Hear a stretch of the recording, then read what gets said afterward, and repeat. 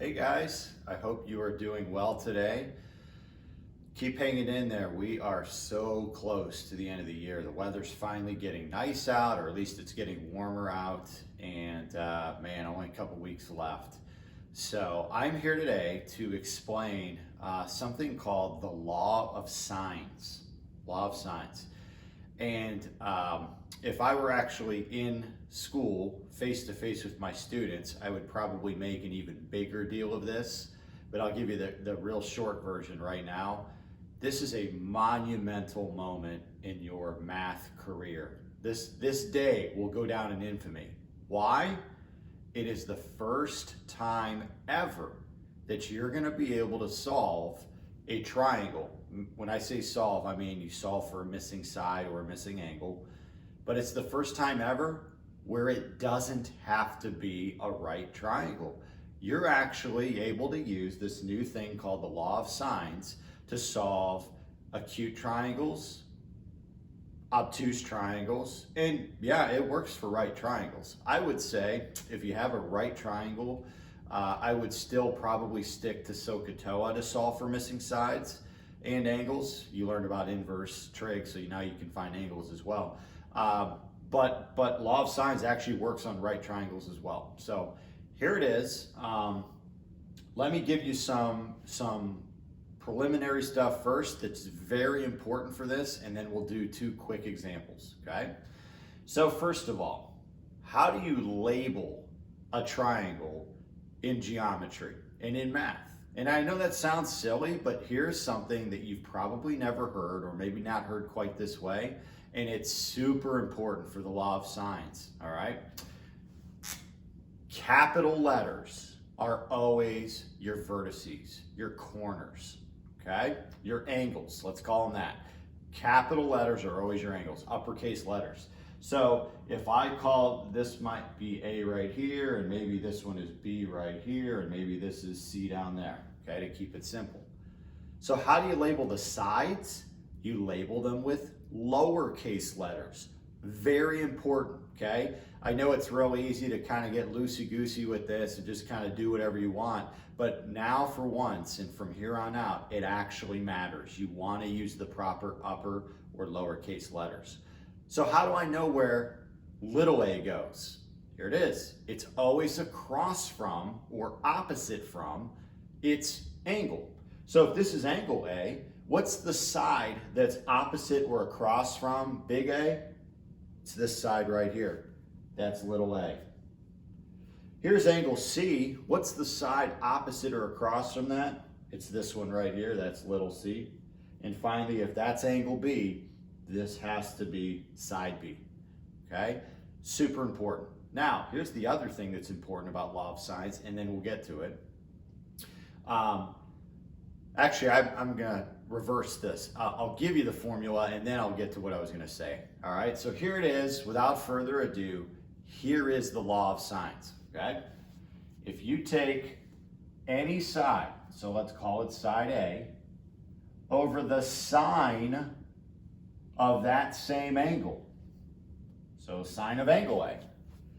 That ratio is the same for all three pairs in the triangle and in any triangle, no matter what, acute, right, or obtuse. So that means that A over sine of A has to be the same as B over sine of B, which has to be the same as C over sine of big C. Now you may be looking at that and thinking, ooh, that's complicated. We got three fractions. Almost always, you're only gonna be using two at a time, all right? So you might only be using A and B, or maybe you'll be using B and C. And think about it, if you have two fractions set equal, that's called a proportion. How have you always solved proportions? You cross multiply. So that's what you're gonna be doing. You're gonna be cross multiplying to solve for what you need. But that is the law of signs. I always get the question, hey, Mr. Carnes, does it matter if we write it as sine of A on top, sine of big A on top, and the little a on the bottom? No, that doesn't matter as long as all three of them are switched in that order. They have to stay consistent, top to bottom across, okay? Here's what I was gonna get to a second ago, and I figured I'd give you the formula first. By the way, super easy formula to memorize. You might already have it down after looking at this. But here's what you need to know. The law of sines has one weakness. It does not always work depending on what you're given, okay? Here's what I mean by that. For the law of sines to work, you have to have either angle, angle, side. By the way, now we're switching things up. When I refer to the A right here, that's not angle A. That's like way back when we talked about congruent triangles. You have to have two angles and a side, okay? Or you have to have angle, side, angle. Or you have to have side, side, angle. I'll make sure I say it that way so I don't say any bad words here. I'll be honest, you're not gonna see this one very much, if at all, for a long time, but you're definitely gonna see these two a lot, okay? Now, you might be wondering, Mr. Carnes just made a big deal how awesome this is, and now he's saying it only works if you have those. So, like, what would I do if I had side, side, side? You're gonna learn tomorrow, and I'll give you a secret. I hope I'm not stealing anybody's fun here. It's called the law of cosines, all right? What if I have side, angle, side? Can I still, it's law of cosines. So you're gonna learn about the law of cosines tomorrow. That's for other cases, but for today, if it's one of these, you use the law of sines, and we're gonna do that right now, okay? Number one, grab my cheat sheet here. I need to solve for x, okay? Now here is my suggestion. You may eventually get good enough where you don't even have to label these every single time. I do, but you don't have to maybe at a certain point. But in the beginning, I'm gonna have every one of you always label your triangle if it's not already done. So that means I'm gonna go ahead and call, just make it up. You can make it up whatever you want. I'm gonna call that A, which means this is little a. I'm gonna call this B, which means this is, I know this is getting a little crammed over here, little b. And finally then, this must be angle C, which means that's little c.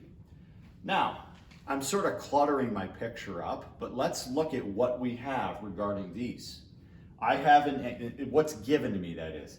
I have an angle, I have another angle, and then, not between them, over here, I was given a side. So that's AAS. I have this right here. I have AAS. I am good to go for law of sines. Next thing, let's set up the law of sines. Now, let me say one more super important thing here. It doesn't even have to be law of sines, but for any kind of proportion that you've ever solved, you can't solve a proportion unless one of the fractions has both top and bottom number. Try it. Try setting up two fractions next to each other, two ratios, and have two unknowns. It's impossible. You have to have one of your fractions already have both numbers in it. So what I mean by that is, look right here, I have both A, angle A, and side A. So I'm gonna definitely use this one right here, and I'm gonna go ahead and set that up. Side A, 4, over sine of angle A, 26 degrees, has to equal, now let's look at the other info I have. I have angle B, so that's the one I'm gonna use, and I'm trying to solve for side B. So it has to equal side B over, whoops, I have side B. So, no, I don't, that's the one I don't have. Over sine of 42 degrees, okay? There we go. So hopefully that setup makes sense. Now how do you solve that? You cross multiply. So I'm gonna go ahead and do that. B times sine of 26 equals the other direction, 4 times sine of 42. If you needed B by itself, which we do, what would you do next? You would divide by sine of 26 on both sides. So B, I like to keep this all in non-calculated form as long as possible because it's cleaner. So B, if I get rid of this, would be 4 times sine of 42 divided by sine of 26. And finally, Now you get your calculator out. And let me tell you, you need to make sure your calculator before you do any of these is in degree mode. It probably is from everything you did yesterday or last week and so on, because we're dealing in degrees, okay? So make sure it's in degree mode, but assuming it is, if you punch in 4 sine of 42, I usually hit enter after I'm done with the top. And then after I hit enter and then I hit divide and then I type in sine 26 and I hit enter, you're gonna get, and try this along with me at home, you're gonna get 6.11. And by the way, we really were solving for x, so I guess I should call that x. There it is, 6.11, okay? Other teeny little nitpicky things. I always tell my students, when you have a number, to put it in front that you're multiplying by a trig function. So I could have written sine of 42. I could have written sine of 42 times 4. But what's sort of wrong with that? What could cause a problem? If you put that in your calculator, you might be actually taking the sine of 168 as opposed to 4 sine of 42. So my point is if you have a single number that's next to a trig function, I put it in the front, not in the back, okay? Just a little tip. Here's what I want you to do. At home, go ahead and try on your own number 2. I'm gonna say pause this video, see if you can figure out 2, and then unpause it and I'll show you the answer.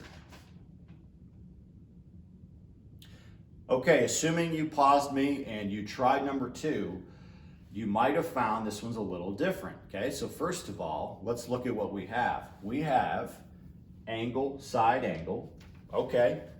Law of sines, there we go, we're good.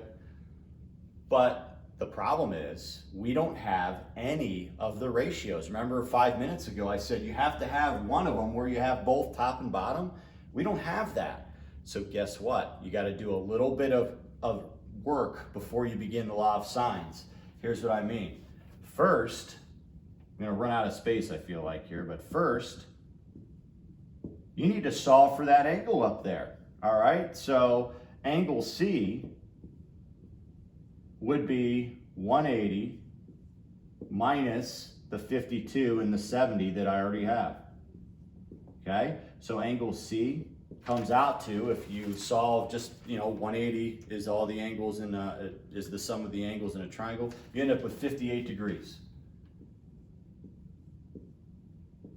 Now, if you really look closely at this, you have enough information to do the law of sines because you have a pair. You have angle C and now you have side C. Let's go ahead and label that. Of course, this would be little b, and this would be little a over here. All right, so let's set up the law of sines. Okay, so let's set up the pair that we just found. Side C, 26.7 over sine of angle C. I just found it, it's 58. Has to equal, now let's look for the one that we need. Well, we don't need B this time, we actually need A. So equals A, side A, over the sine of angle A.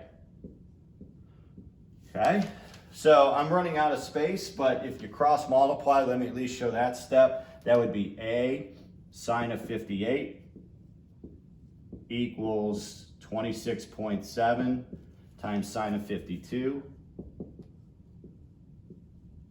Okay, and if you divide 26.7 times sine of 52 by sine of 58, so I'm dividing by sine of 58, you will eventually get A coming out to 24.81. Again, try this at home, if you didn't already, to make sure you get that answer. Of course, that's really what X is.